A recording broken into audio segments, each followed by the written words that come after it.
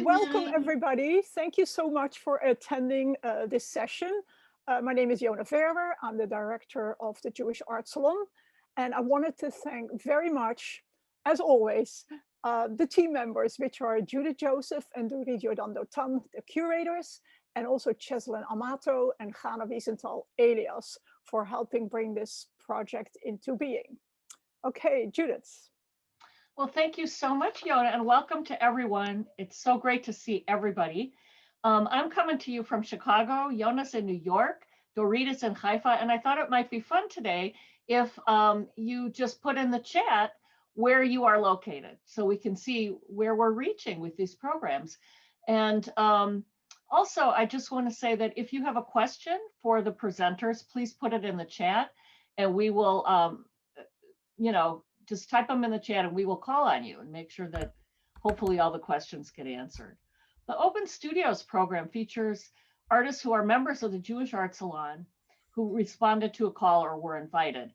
The next program will be in 2 weeks on January 26th at noon Eastern time. And the artist presenters will be Carol Glauber, Linda Klein, and Miriam Stern. Our featured artists today, CAROLE KUNSTADT, Sarah Lightman, and Debra Kapnek offer a wide range of media. A common link is that each of them, in some way, references narrative. CAROLE KUNSTADT's work includes collaged bits of text and bookmaking materials as she riffs on book as object and subject. Sarah Lightman has created graphic novels. I hope that's the right term, Sarah. You'll correct me if that's not. And incorporates word bubbles into her paintings. Deborah Kapnek's oil paintings depict expressive faces that speak volumes. And sort of at the last minute, I think today or yesterday, I put links for some videos that the artists have created on the Facebook page, but I'm sure they have more video work as well. So I will now send it off to Haifa and Dorit. All right. Good evening, everybody. So the three presenting artists are bringing their feminist perspective by using writing, books, and history. This is a fascinating documentation through fine art and action. So I'm looking forward, starting with Deborah Kapnek, whose portraits, landscapes, and still life paintings are part of private collections throughout the US and Israel.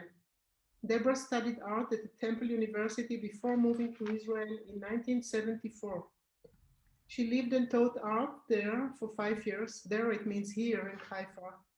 The city of Haifa hosted her first solo exhibit. She received her MFA from George Washington University in 1981.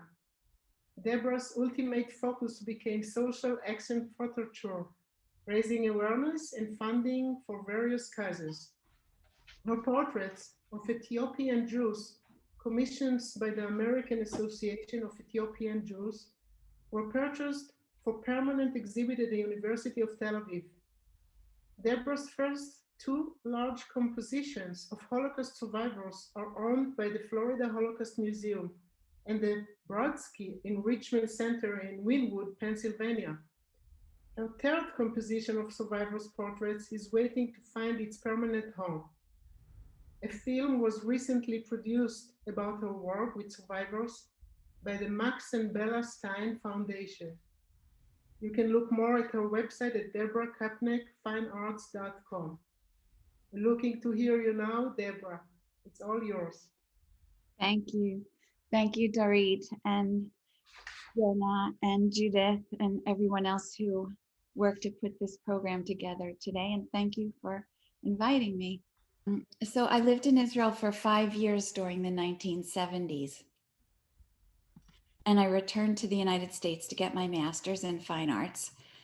Unexpectedly, we then decided to resettle here. Always longing for Israel, I began to paint from my photographs.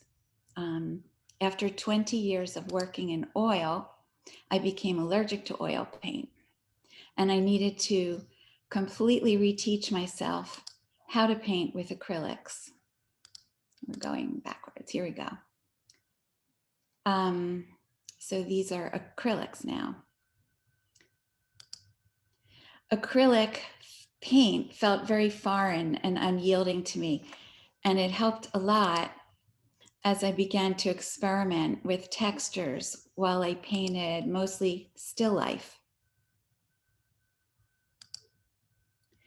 But my major focus through all the years has been on what I call social action portraits. In the 1980s, I started on the journey of helping to raise awareness about people struggling through different types of humanitarian crises. My journey began with the people of Mali. I was then commissioned to paint Ethiopian Jews who were under house arrest at that time.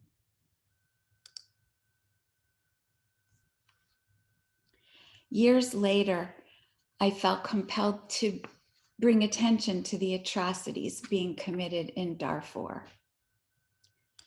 At the time these portraits were painted, most of the world had no idea about what was happening there. And in between painting these very intense subjects, I was always exploring new ways of using acrylic. I loved experimenting with creating layers and objects within objects. And the combination of this experience, together with my portraiture and of becoming great friends with Seymour Mayer, a Holocaust survivor who lives in my neighborhood, led me to this painting, Miracle of Survival. It's the first of 3 large compositions of Holocaust survivors' portraits. The second is Chai. Chai is 18 women, and I painted this as I continued meeting survivors. I'd become possessed by the idea that any woman could have survived the Shoah with what they had to live through. I felt like if it were me, I would never have endured what they had to endure. The reason I call these paintings social action portraits is because along the way, organizations trying to raise awareness about the people who I was painting used the portraits as a way of helping them. And here you can see a few samples of articles that were published through the years. My third composition of this nature is called 18 Enduring Voices, and it was completed towards the end of 2018. After over a year of trying to have a film made about this work, the Max and Bella Stein Foundation funded a film that was actually finished exactly 3 days before the shutdown last March. We were so lucky, because if it hadn't been finished there would never have been a film. Although I haven't been able to search for a home for the painting, we put the film to very good use. We had the idea to use it by Zoom to raise funds for 30,000 survivors who live in poverty in the United States, something that a lot of people don't know about. The third tribute fundraiser of this nature will take place in February on Zoom from the Miami Jewish Community Services. And I'll now show you a trailer for the 18-minute film that will be streamed in February.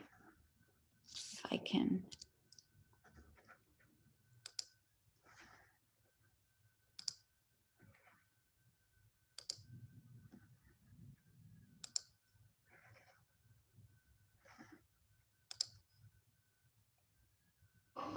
My name is Deborah Kapnek.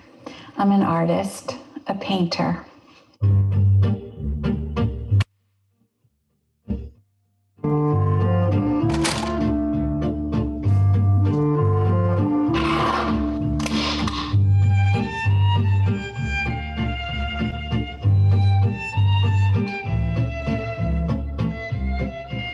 I've been painting for over 45 years. I paint still life, landscapes, and abstracts, but portraiture has become my focus. During the last 25 years, I've painted 42 survivors. photographing and interviewing them, learning new stories of survival, each pair of eyes telling its own story.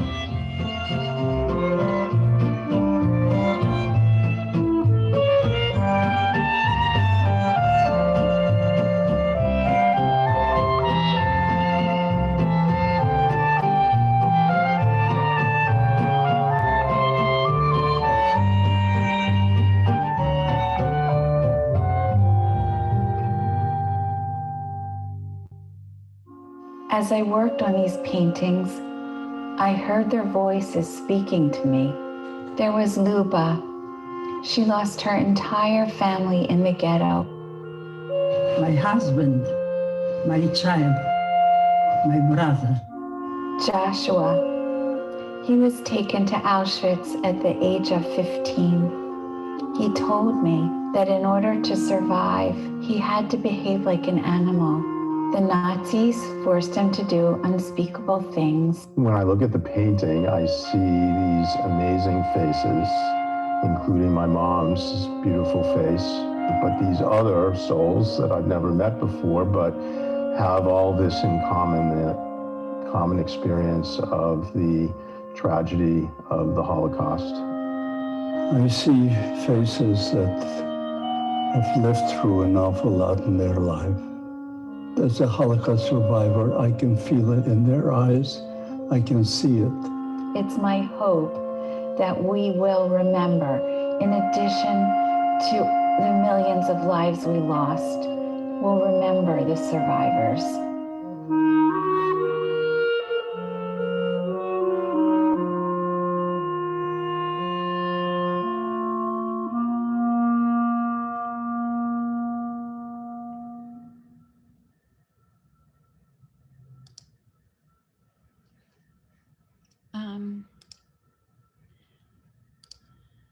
Okay. So there I was after the June fundraiser, feeling very lost, not engaged in any of the huge projects that I'd always worked on. I stopped painting. But then I realized that I myself was shutting down without making art. So I began to express my feelings about the challenges facing all of us here and now. The last cherry blossom is about isolation and the seasons quickly changing as we seem to be standing still. Life Prevails is about the earth cracking under us with a bright new life form emerging through the cracks. I painted these two as racial tensions started escalating in the spring. I poured my rage into the work. Masked is meant to portray the feeling of being cut off from the world as well as from my family. So I then decided to put my brushes down, not forever, just for a period of time. I felt like I needed a totally new way of working. I needed a new focus and a lighter challenge, something a lot less intense. So I'm currently teaching myself to illustrate a children's book. And I'll show you some slides, but this is a work in progress, very different from all the others. Drawing on an iPad, I'm reconstructing a story my mother used to tell my children. Being separated from my grandkids sparked a need in me to give voice and image to her stories. Now through my eyes and imagination, focusing on the positive lessons I want to leave for my grandchildren is a unique way for me to connect to them and at the same time to weave the generations together during this time of isolation. Henry Miller wrote that to love is to paint again. For me, creativity is an expression of love for people, for nature, and for art. So I turn it back to you. Thank you very much. Well, thank you, Deborah. That was, I think I'm almost speechless. There's so much emotion in your work, and I appreciate also that you showed us your lighter side. That's important. So there are many, many compliments and accolades in the comments. And I think also people may have to think about some questions for you, and we have time at the end. But we do have a question from Chelsea Steinberg. Chelsea, please unmute yourself and go ahead and ask your question. Hi. I was reminded of the work of Yehuda Penn when I was looking at your portraiture. Was he an influence for you at all, or have you seen his work? No, actually not seen it. He was Marc Chagall and El Lissitzky's teacher in Vitebsk. And I think like if you saw it, you'd probably go, oh yeah, I've seen that before. But I didn't find out about him until I was in graduate school. I think you'd really resonate with his work because he was painting these portraits that for me are almost like cloyingly sentimental, but just also very just technically beautiful. And he documented like the Stettlach and the Jewry of the Stettlach before they were wiped out. So I think you should look into him. He just seems to like connect a little bit with you. Thank you. Sure. I just wanted to comment on that aspect of emotion in your work because it's not sentimental. It's so, I don't even know what the word is, but the emotion of each of your portrait subjects comes through so strongly, and not only your survivor portraits, but others. And it's really incredibly challenging to make a painting come alive. It's one thing to have technical ability to render, realistically a human form, but you just put a little magic in there, which is awesome. We have a technical question from Kay Filekoff. I don't know how to pronounce your last name. Please unmute yourself and ask your question. Hi, I'm Kay Fialkoff. I was just wondering if you could repeat the name of the software that you're using to create the children's book that you're working on.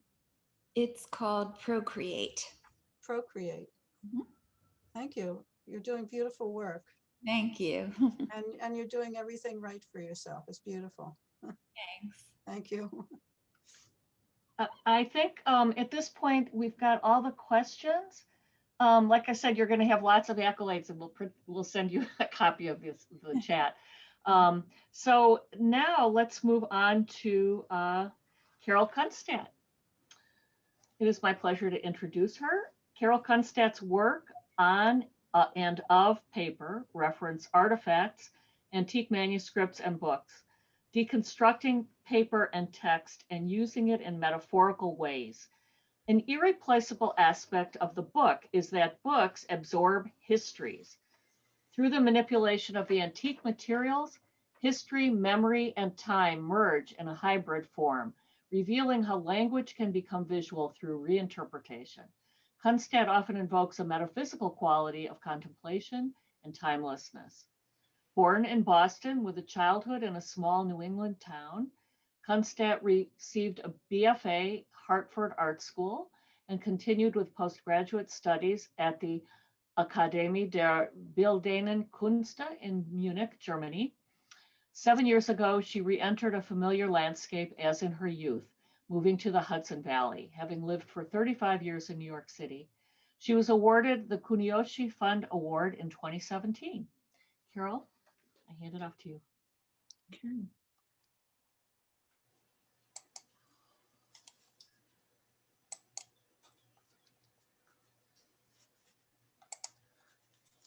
Okay, let's see. There you go. Okay. Everybody seeing what I'm seeing? My first slide?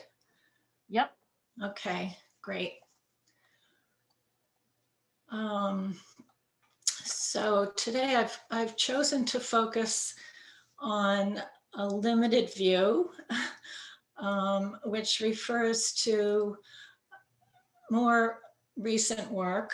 This actual image is a work in progress. I don't know where it's going, but I have started it. And it is a continuation of a series which began about 4 to 6 years ago. And it's called Ovum, O-V-U-M.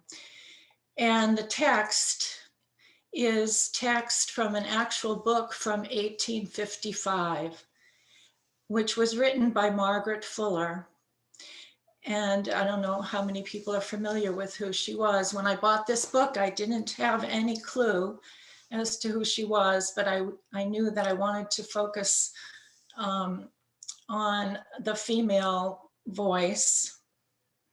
And the book was intriguing. It was called Women of the 19th Century. And when I started to research her, I was totally amazed. She's really the first American feminist. She was an intellectual. She was a first female foreign journalist, an abolitionist. She began the suffrage movement with all the early suffragists in America, and was well regarded by the Native American women. Her name in Sioux was Flow of Being. So she was very much a trailblazer. And this was the first actual piece that I did with the text, which is an ostrich egg covered with her text, her words. And it's nestled in a repurposed fur, which is from a woman's hand warmer, and that I repurposed and shaped into the shape of a nest. And as this piece developed, I added the tax because she was not universally liked because her ideas were so extreme. And so that's what I completed that one with. This is the second in the series. Again, it's her text in an ostrich egg, which I fractured.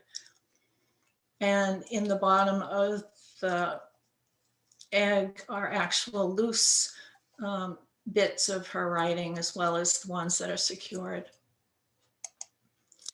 This is number 3, and it uses an antique egg basket, and her text is surrounding the framework, the armature. Inside are the nesting eggs, which would be placed in a coop to encourage hens to lay their eggs in that area. And this is a found egg nest, a bird egg nest that I have used as a collaboration, I guess, with the bird. And there's bits of her text surrounding this egg in the middle. It's a porcelain egg, which I've covered with sand and have downy feathers attached to it. So this piece just happened this summer. All those other works happened since 2016, but this, I re-entered the series and did this piece with a miner's canary bird cage. So this would be what the miners would take into the mine and to signal, the low oxygen in the mine. And I thought that was an appropriate partner with Margaret Fuller, because she really used her voice to call alarm to the state of womanhood. These are other details of that piece. This is just another piece with another metal egg basket inspired by that first work, but this uses nylon filament wire. And inside are glass nesting eggs. They're vintage. Oh, and that piece had cultured pearls and Swarovski crystals in it. So the when I do sculpture, I also always do 2-dimensional work and drawing and collage, and it kind of goes hand in hand. I need both media going. And I had started this series where I used egg illustrations. So they would be included in books and done by naturalists, and also in the late 1800s. And I had one of these books on hand and just decided to cut up the prints. Excuse me. So this just gives you an idea of, in the detail of one of the pieces I'm going to show you, but this series is / breakthrough because it also has an undertone of feminism in that, you know, we're still breaking the glass ceilings, so to speak. And eggs are really about perseverance, even though they're fragile. They are about rebirth and the strength that we all need to push forward. And like the mandala and the circle, it's the fascinating thing about them is they have no beginning and no end.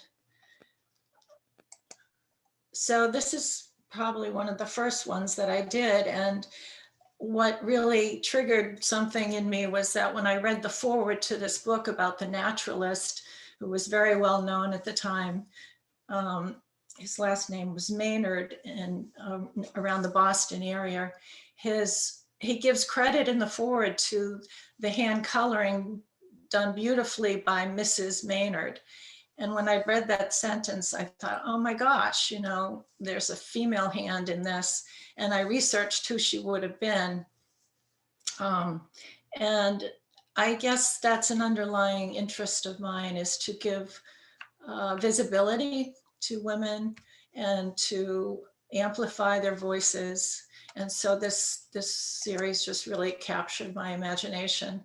And so they continued, and this is a layered one. I stitch into them with silk thread. I do it all very intuitively, reacting to the patterning that happens haphazardly with the cutting and the weaving.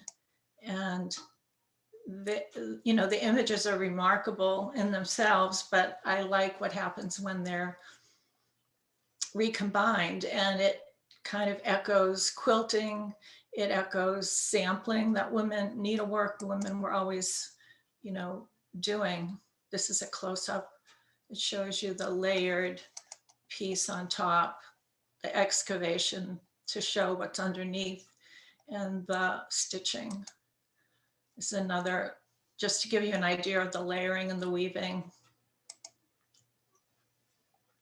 This one's striking just because the background, it's reversed. The background is dark and the eggs are light. So it has sort of a lunar moonlight quality to it, which was a surprise. And this is actually one that started me back into the work this summer. I had a long period where I did not do any work. I guess I was in a shutdown kind of mode, and I did still have prints that I had bought from England and knew that I wanted to get back into it. And I finally did find my way back to working. And this was the piece that I did to re-enter that work. And this one. So this is a cutout in the center, which is shown here. And all of these ones that I did this summer was pretty remarkable as well. When I started researching it, the ornithologist who did the illustrations was convinced to do this work by a master printer in England. And the printer's wife was a very accomplished painter, and she is the one who colored these plates. So again, I was really intrigued by that. And her name, I did all this research. I found it really fascinating. And her name was Martha Porter, which she's kind of invisible otherwise. This one, I don't know if you can see, but there's 3 cutouts in this piece. So again, this is what I started with, the first image. This is the piece that I am continuing the Ovum series with, the homage to Margaret Fuller. And I'm not quite sure where it's going to go, but this is how it looks right now. These are 3 of those sculptures in an exhibit that happened in 2018. And this is an exhibit that happened this fall. It was delayed quite a few times, and then thankfully it happened, and it was 5 women artists focusing on suffrage, feminist issues in their work.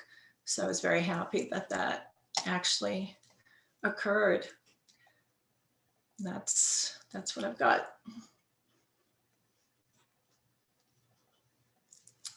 Thank you so much, Carol. Your work is just absolutely stunning and gives rise to so many ideas in us. And Dorit, did you want to entertain the questions, or do you want me to? First of all, thank you so much for sharing your work, and your process was very interesting. And I love the fact you use found objects. That's my favorite medium anyway too. There is somebody, Sharoni Siboni, wanted to know about what kind of glue you are using. And then there is Rachel Brown, can unmute herself and ask a question. Sure. I'm using gel medium. So in the acrylic lines, either Liquitex or Golden, I use gel medium. For paper, I like it. It's not too, it's archival and it doesn't have too much water, so you don't get buckling. But with the objects I'm using, it's just the heavier version of it. It works really well. Rachel Brown, you can unmute yourself and ask a question while Carol is unsharing the screen. Okay, got it. Thanks, then we can see each other. Great. Yeah. Thank you. I have been struck by people's remarks about needing to switch course or re-entering or needing to pull back and then take a break and rediscover a way to express ourselves.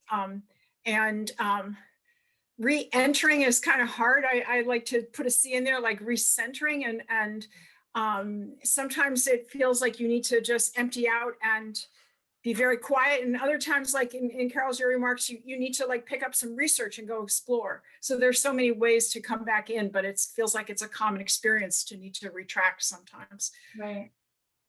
I think what I didn't say about re-entering that series and doing the work with the eggs is that I was extremely aware that I wanted to put something positive out there, and you know, eggs are full of promise and possibility, and it just was really important for me to embrace that feeling and fight back everything else that was going on in the world.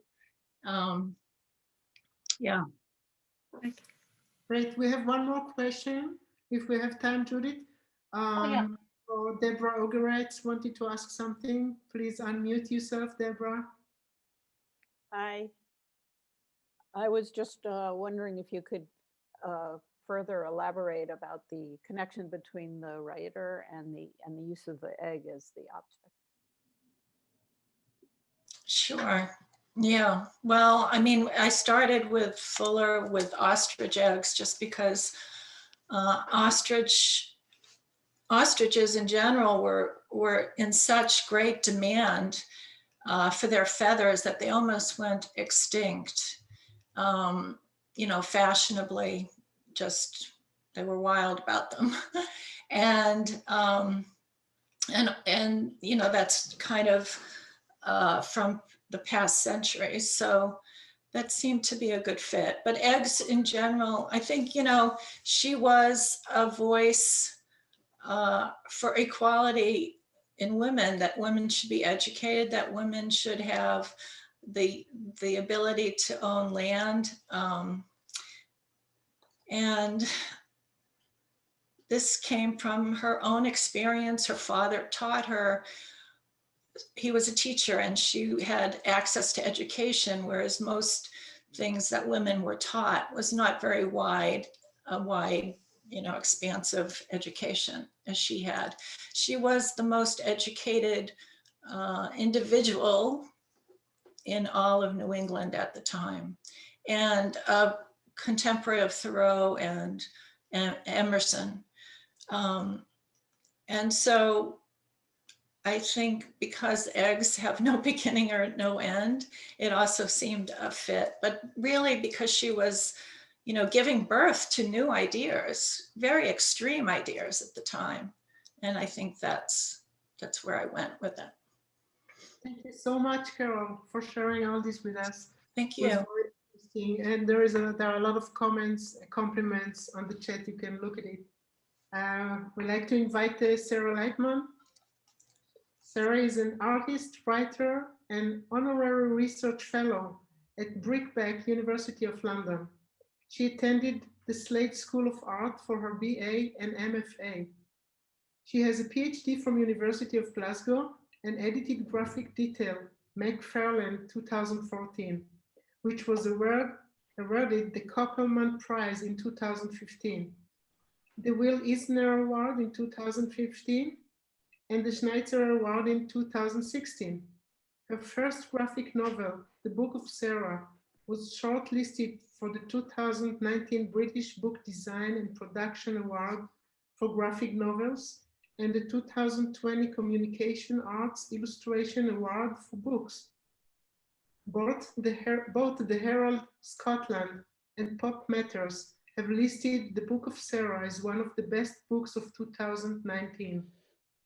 Sarah is currently finishing her monograph, Dressing Eve and Other Reparative Acts in Women's Autobiographical Comics, supported by Hadassah Brandeis Institute. She teaches at Royal Drawing School in London. If you'd like to see more of her work, go to the website, it's sarahlightman.com. Go ahead, Sarah. Thank you. Thank you for a lovely introduction. And thank you to the whole Jewish Art Salon for inviting me and for bringing me together with these two other wonderful women artists. It's so beautifully curated because I know what I've got to share has so much to say with both what Deborah and Carol's work. So a beautiful, magical bit of curating from you. Thank you so much.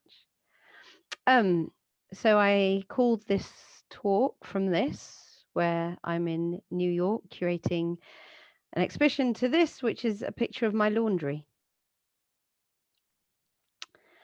I'm opening my talk today. For the first time, I met the Jewish Artist Salon.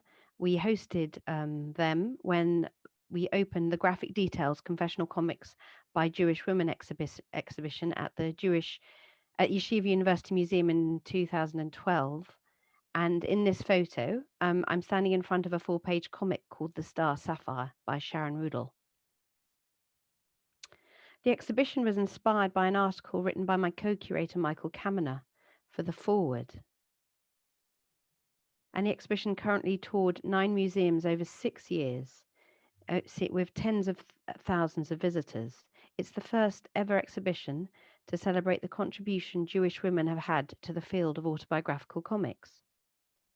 It featured 18 artists from early feminist mavericks to the superstars of today.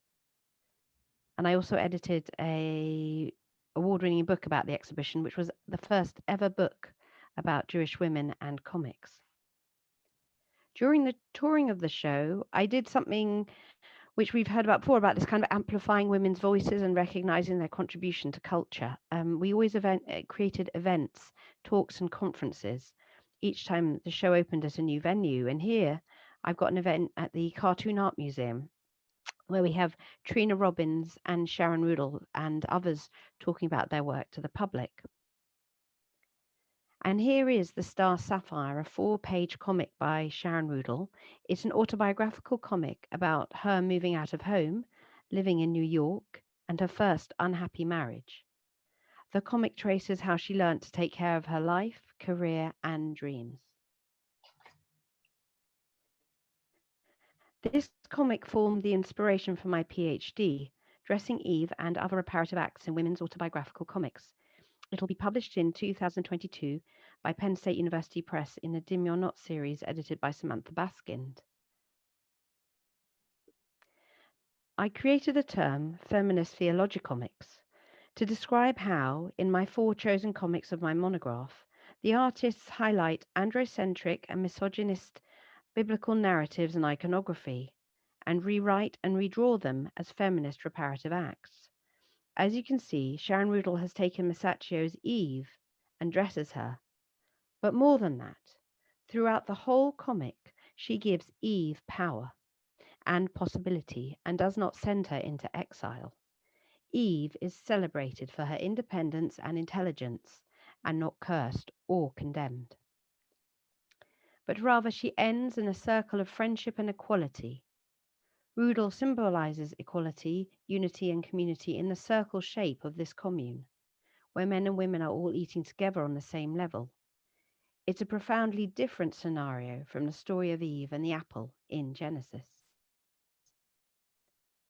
My own graphic novel, The Book of Sarah, took the biblical silence of my namesake, the matriarch Sarah, and gave her agency and voice.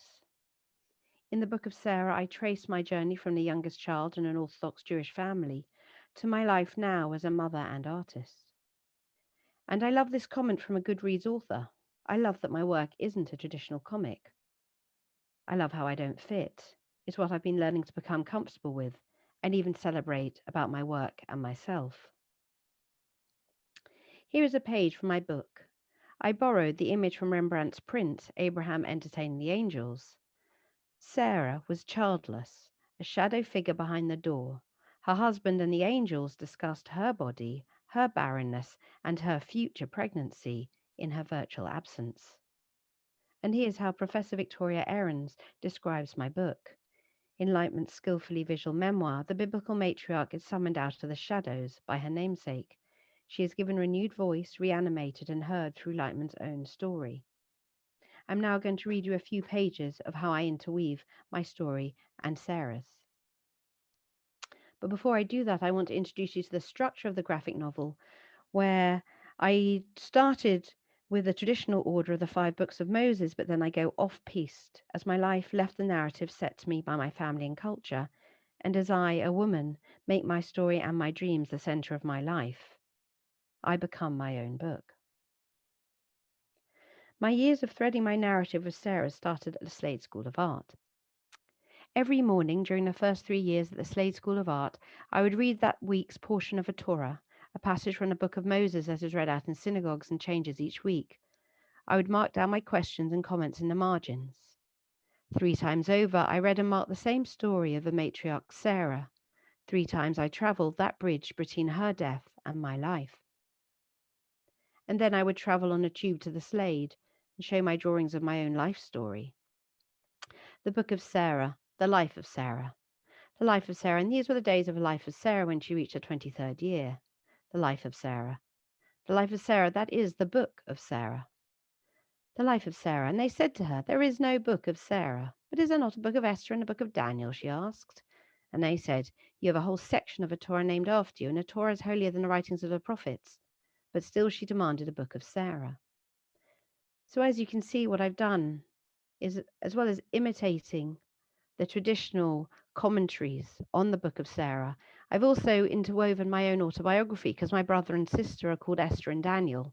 And so it's a moment of sibling rivalry, as well as a kind of personal moment of autonomy and a slight rebellion against rabbinic authority. We're going to move on now to a later part of the story where I talk about trying to get pregnant, another moment in which Sarah and my story combine, because we were 2 older women wondering if we'd ever get pregnant and baking cakes as we waited. A Song of Descents and Ascents, 2001 to 2012. She that goes forth weeping, bearing precious seeds, doubtless returns with rejoicing, bringing her sheaves with her. I was achingly aware of the trajectories of everyone else's life. People were having babies in Hendon, Netanya, and on the pages of Da Vinci's drawings. And this is a copy of one Da Vinci's Virgin Mary, Virgin and Child and the Cat. Thoughts of Motherhood by an uncertain 36-year-old. How long have I got left? Is it my choice anymore? Was it ever? My father said I shouldn't leave things too late. My mother asked if I was having doubts. One friend, unprompted, told me of her 2-year struggle to have a child. Another told me she was freezing her eggs to wait for Mr. Right. But when I talk all this through with Charlie, he said in his calm way that we weren't rushing things. I felt loved. I loved him that little bit more and felt so glad he was by my side. I tried to focus on self-care that doesn't revolve around food, but I kept being drawn back to baking for other people. I must be fulfilling a cake-shaped hole in my life. My need to feed might just be thwarted maternal instinct. Back to that egg thing again. I'm afraid of transitions in my life. They are always accompanied by a dark side, the maths of life, a birth, a death, a marriage, a death, someone's happiness, someone else's tears. Part of me can't wait for this countdown to finish. Part of me is terrified of what happens after. I haven't seen my grannies in weeks, so I went today. I'm so pleased I did. One granny predicted a girl, the other wants to knit some booties. Will you have your daddy's gentle nature? Is it too late to make a request? I carry a heaviness within me.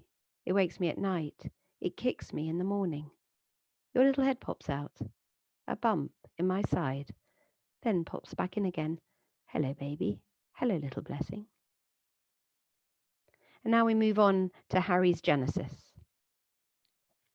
My son is 5 days old, yellow, loud, and hungry. Smile, said the midwife. You have a beautiful scar. How would I know? I cannot bear to see what they have done to me. Tidy up, dry, repeat. Tidy up, dry, repeat. You sleep. I can hardly move for tiredness. My aching breasts, your happy face. The nanny saves me, I pay her. Yet she steals your first laugh. Part of my graphic novel's journey is my journey to find a kind of intellectual place for me to express myself and feel comfortable with the questions I have. And I created pages, drawings of the books that help me find a place for myself in the world. And this leads me on to another book that I'm editing, Bodies and Borders and Jewish Women's Comics. I'm co-editing it, and here's some of the examples in it. And it's a really exciting world of women's bodies and working out the ways in which they find themselves contained and controlled and expressed. My most recent project is Motherhood, Art History and an Uninterrupted Bath. I recently gave a keynote, and I wanted to talk about the journey I'm having through other people's art as well as my own. Hold on. I struggled to make work during the last lockdown, and the reality was I wanted to make art and draw and write, but my son wanted me in the garden. He played with the garden hose and called me. He was terrified my work would absorb me away from him. Meanwhile, I wanted a small closed room, soundproof, where I could write and draw until I'm no longer parched. Sometimes when we do our gardening, I feel like these little buds and stalks, determined to appear, struggling in somewhat inhospitable soil to be my most beautiful self. I found the work of Welsh artist Shani Rhys-James really spoke to me. She refuses to fit in, she refuses to be wallpaper. I see these faces, mother and daughter looking out. They are both alone, but together on the canvas, beauty and brokenness, disconnected, a mother and daughter reunion. They leave no shadow. They do not fit a pattern. They look towards their own horizons, but Shani's eyes look straight at me, and I'm relieved by our connection. And so this is my struggle to be myself, an artist and a mother. And a tension of managing my own issues with my own mother and being a mother at the same time. The girl pushes a pram awkwardly wearing high heels. This is the uncertain child mother I find in me every day. My son and I are both growing up together, separately. Over time, I see struggles in the other mothers and fathers that I meet as well. And in one painting, you'll see it's a mother who makes a perfect tea party, but can't speak, and another father who's terrified of the mess his child makes. I desire so much to be alone during lockdown when the house is so full, especially since I've been processing the death of my father in March last year. I finished this painting, Death of God, My Father, that helped me articulate my feelings about mourning and leaving. I painted the titles of books I read as I charted my new position in this fatherless world. Educated by Tara Westover, Unorthodox by Deborah Feldman, and Daddy Issues by Catherine Angel. Both Educated and Unorthodox are memoirs of women who left their religious patriarchal communities, strict Mormonism and ultra-Orthodox Judaism respectively. Daddy Issues examines the role of fathers in contemporary patriarchal society through the lens of feminism. I painted my online psychotherapy sessions that took place outside a church as my self-portrait is framed by and speaks through the words of these women. I am outside my family, the structure of the community I grew up, but I am not alone. During this third lockdown in the UK, I've been recording my life because this is my life now. This is where I am. My interrupted baths, the meals I make on demand, and the laundry tree that grows every day, multicolored and damp, in the middle of the sitting room. Thank you.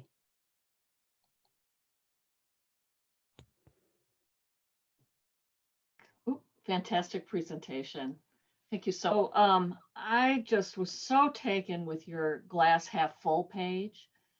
That's an image that I actually also used in a painting, but I think that the way you used it is so emblematic of the time we're in, because it isn't all bad. I'm sure, you know, I find myself using that cliche, the silver lining, a lot, but there are some, and I love the way your work is such an honest expression of feelings, yearning and ambivalence. It's so freeing for all of us to see all of our inner dark feelings that we can relate to, that you express so openly. So that's wonderful. And of course, your drawing and painting is beautiful. I'm just looking at the chat. Mostly people are very moved. You took their breath away looking for questions.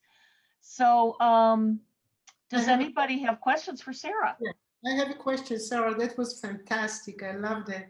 Now I want to put my hand on one of these graphic novels, and maybe some other people would like to. So where can we get it? It's on Amazon. It's called The Book of Sarah. Anybody have a question? That's the time now to ask for Sarah or Deborah or Carol. Sure. If I, it's Richard McBee over here under another label.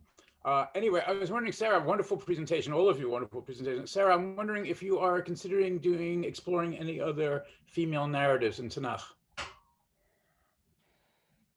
I'm starting my new book now. It's going to be called about motherhood and daughterhood. So I don't know. I don't know, but I definitely know I'm doing this new book. And I've already kind of started it, and my publisher was interested. So I'm onto something. I don't know. You know, there's an amazing quote, I've forgotten who it's by, that says there's not a single record of a happy mother-daughter relationship in the whole of, I don't know, either the Old or New Testament. It's an incredibly complicated thing. Plenty of mothers love their son. But I think there's something. That's really scary, isn't it? It's really scary. So I think something, that's why this painter, when she paints her daughter, and it's also herself, when Shani Reese James paints, I think she's also painting herself and her daughter, and that's such an interesting kind of slip. So I know I find this moment of being a mother and knowing I had a mother and working out how I'll be a different mother so heavy and complicated, and also there's a moment of freedom too. So I want to look at that. I want to also point out that there's a lot of father and son tension in the Bible. Right. Let's be fair, right? Yeah, I guess power narratives go that way. There's women just get written off. You've had your baby, off you trot. That's why the Book of Sarah exists, because my not very interesting, not very important life really matters.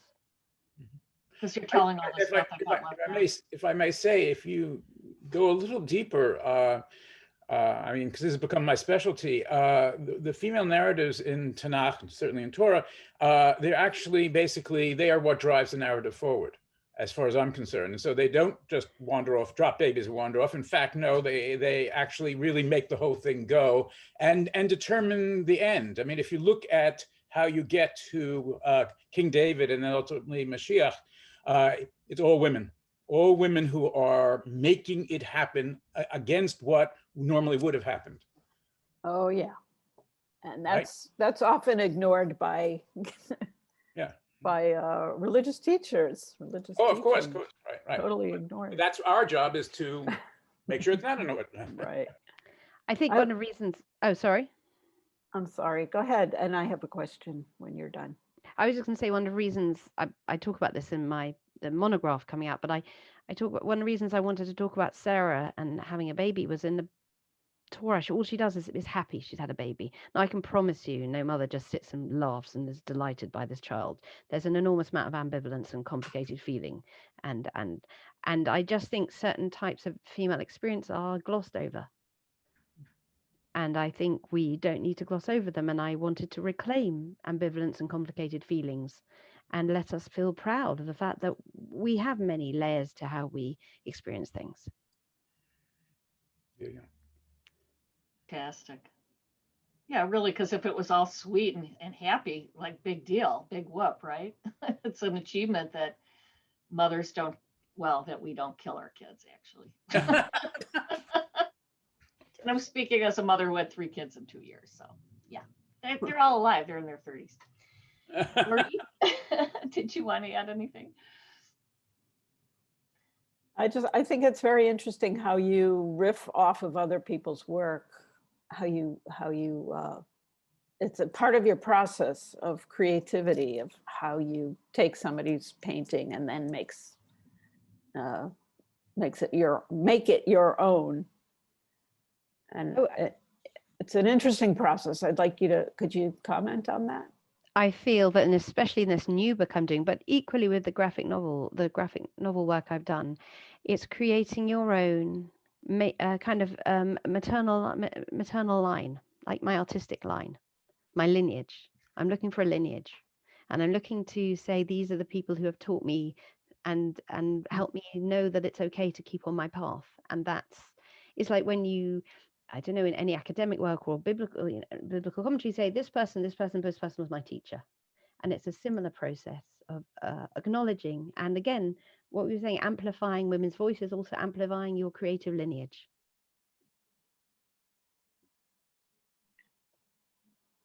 Interesting. Thank you. So it's noon, Dorit, if you want to send us off. Yeah, but I just read Chana Zelig talking about women and children first, the amazing feminist bookstore in Chicago. Yeah, I don't know if you know this store, Sarah, but you should one day go to Chicago and visit there, and your books supposed to be natural there, really. It's a wonderful feminist store. So thank you, all of you, for participating in the Jewish Art Salon Open Studios programming. The next program is going to be January 26, featuring artists Carol Glauber, Linda Klein, and Miriam Stern. We're looking forward to see you all. And thank you, Jewish Art Salon, for the stage. Thank you, Yona, and our wonderful team. See you soon. Stay safe. And thanks to the artists.